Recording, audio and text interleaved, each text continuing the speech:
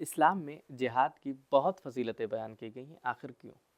کچھ لوگ آپ کو ایسے بھی ملیں گے جو جہاد سے جان چراتے ہیں۔ جہاد سے بھاگنے والے کون لوگ ہیں؟ ناظرین اکرام، سلام علیکم۔ تفسیر نور کے اس بابرکت اور معنوی پروگرام میں ایک مرتبہ پھر سے آپ سبھی کو خوش آمدید عرض کرتے ہیں۔ آج ہم سورہ نساء کی 2 آیتوں کی تفسیر کے ساتھ حاضر ہوئے ہیں، تو چلیے چلتے ہیں آج کی پہلی آیت کی تفسیر کو جاننے کے لیے اس کی تلاوت اور ترجمے کو سنتے ہیں۔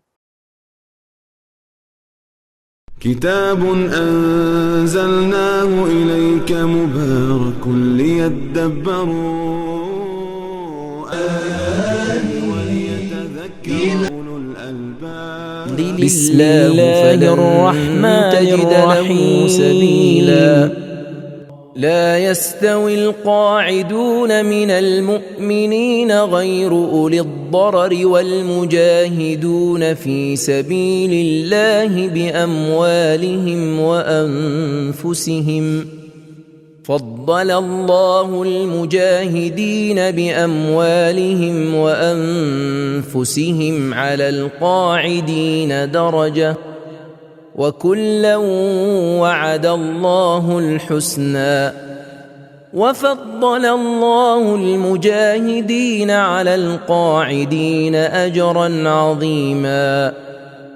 جو مومنین کسی عذر، بیماری اور تکلیف کے بغیر جہاد سے منہ چھپا کر بیٹھ جاتے ہیں، وہ ان مجاہدین کے برابر نہیں ہو سکتے جو خدا کی راہ میں اپنی جان و مال کے ذریعے جہاد کرتے ہیں۔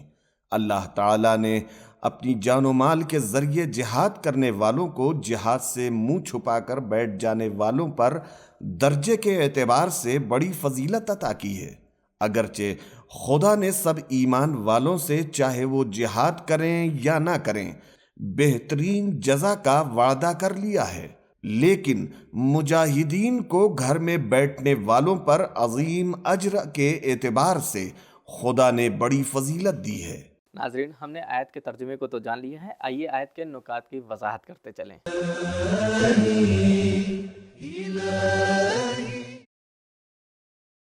عام طور پر مندرجہ ذیل قسم کے لوگ جہاد میں شریک ہونے سے بچتے ہیں: 1. بے ایمان منافق، 2. ڈرپوک و بزدل مسلمان، 3. آرام طلب لوگ، 4.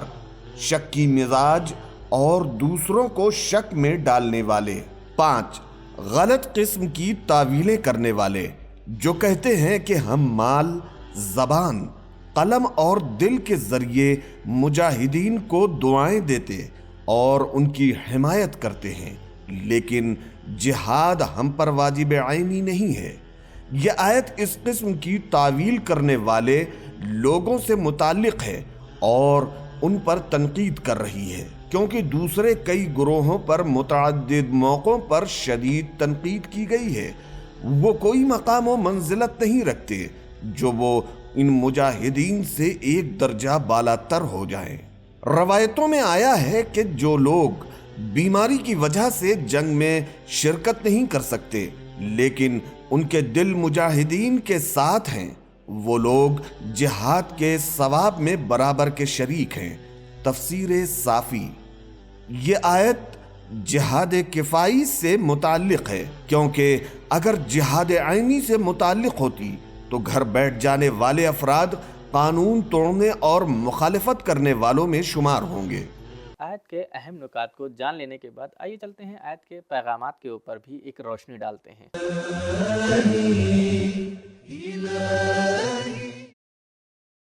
1. تبلیغ اور تشویق دھیرے دھیرے، مرحلہ وار اور تدریجی ہونی چاہیے۔ لا یستوی، پھر فرمایا درجتاً، اس کے بعد فرمایا اجراً عظیما۔ 2. ہر شخص کے ساتھ اس کی حالت کے مطابق بات کرنی چاہیے۔ قرآن نے میدان جنگ میں شرکت نہ کرنے والے مومنین کے بارے میں نرم رویہ اختیار کیا ہے اور ان کے لیے قائدین، گھر میں بیٹھ جانے والے افراد کا لفظ استعمال کیا ہے، جبکہ منافقین، ڈرپوک اور آسائش طلب لوگوں کے بارے میں سخت الفاظ استعمال کر کے ان پر کڑی تنقید کی ہے اور مختلف رویہ رکھا ہے۔ 3. جو افراد جسمانی اعتبار سے معذور ہیں ان سے جہاد معاف ہے۔ 4. جانی جہاد کے ساتھ ساتھ مالی جہاد کا تذکرہ بھی ہوتا ہے، کیونکہ مالی مدد کے بغیر محاذ جنگ کمزور ہو جاتا ہے۔ 5. عوام کی رضاکارانہ امداد میں دفاعی بجٹ کو پورا کرنا بھی شامل ہے۔ 6. جہاں یہ احتمال ہوتا ہے کہ کم ہی لوگ اس بات کا یقین کریں گے، وہاں اصرار اور تکرار ضروری ہو جاتا ہے۔ اس آیت میں اور بعد والی آیت میں جملہ فضل اللہ اور درجتاً تکرار ہوا ہے۔ 7. ہر شخص کی قدر و قیمت اس کی سعی و کوشش اور خدمات کے اعتبار سے ہوتی ہے۔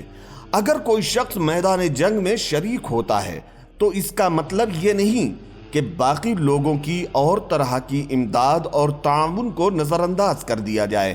مجاہدین کی خدمتیں یقیناً قابل قدر اور فضیلت کا سبب ہیں، لیکن باقی لوگوں کو بھی نظر انداز نہیں کیا جا سکتا۔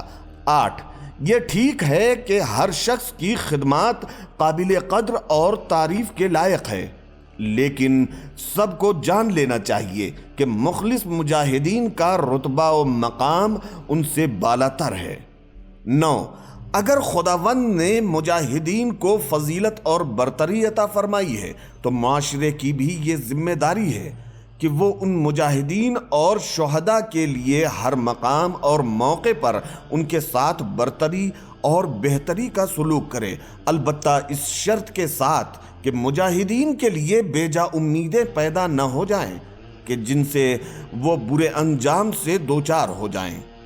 تو یہ تھی آیت نمبر 95 کی تفسیر۔ آئیے چلتے ہیں آیت نمبر 96 کی تفسیر کو جاننے کے لیے اس کی تلاوت اور ترجمے کو سنتے ہیں۔ درجات منه ومغفرة ورحمة وكان الله غفورا رحيما۔ ان میں عظیم اجر، اہم اور متعدد درجے ہیں، ساتھ ہی خدا کی بخشش اور رحمت بھی ہے۔ اللہ تعالی بخشنے والا اور مہربان ہے۔ اس آیت کریمہ میں کچھ اہم پیغام بیان کیے گئے ہیں، آئیے چلتے ہیں انہیں جان لیتے ہیں۔